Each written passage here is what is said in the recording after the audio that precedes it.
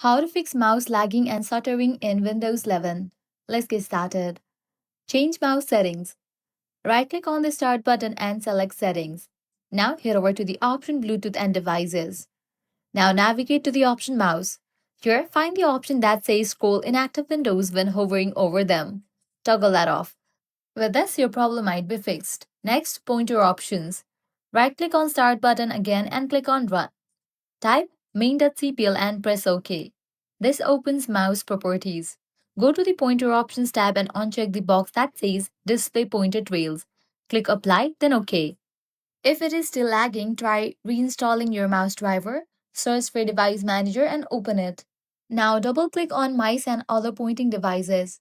Right click your mouse and choose uninstall device. Once installed, you need to restart your PC to reinstall it automatically. And that's it. Your mouse should now be running lag free and smooth. If this guide helped you out, do not forget to like, share, and subscribe.